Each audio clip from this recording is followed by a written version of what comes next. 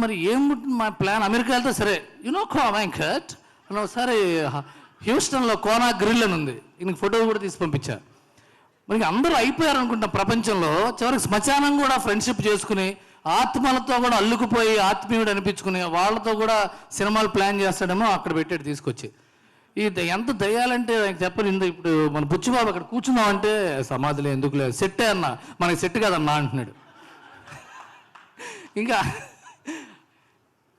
ఇంకో విషయం చెప్పాలంటే గీతాంజలి మళ్ళీ వచ్చింది సమయం సందర్భంగా గీతాంజలి సినిమా గురించి మాట్లాడుకుంటే, గీతాంజలి వచ్చి 10 ఏళ్ళు అయిపోయిందా అనిపించే అంత ఫ్రెష్గా ఉన్న సబ్జెక్ట్ అది.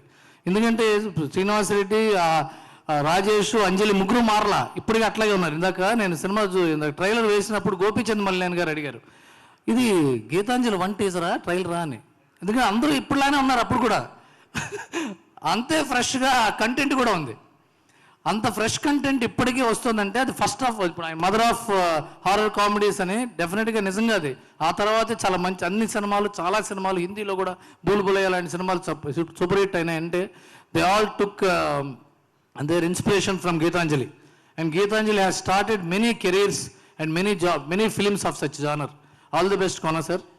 అండ్ శ్రీ విష్ణు, మీ సినిమా కూడా అదే రోజున అంత మంచి టైటిల్, అంత బజ్ వచ్చిన టైటిల్, మీరు వచ్చి ఈ సినిమాని విష్ చేయడానికి, బ్లెస్ చేయడానికి వచ్చారు. So nice of you.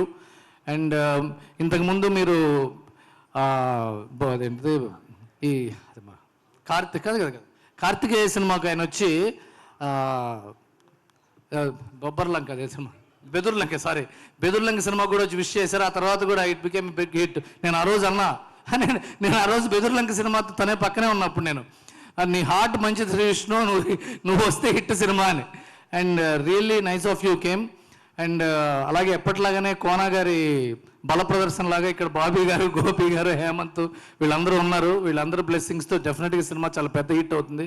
వీళ్ళందరికంటే ఎక్కువగా ఈ సినిమా శివ తుర్లపాటికి చాలా ఇంపార్టెంట్ సినిమా. ఇది is a very very very talented director.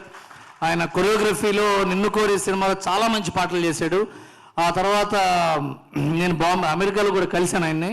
ఆయన డెఫినెట్గా చాలా మంచి కాంబో. ఆయన ఫ్రెండ్ శ్రీజు, అలాగే ప్రవీణ్ లక్కరాజు, వాళ్ళ ట్రయో, వాళ్ళని మొదటి నుంచి ఎంకరేజ్ చేస్తుంది కోనా గారు. ఈ సినిమాతో వాళ్ళకి మరింత పేరు రావాలని కోరుకుంటూ ఇక్కడికి మనకు కనపడకుండా తిరుగుతున్న ఆత్మలకు కూడా సెలవు.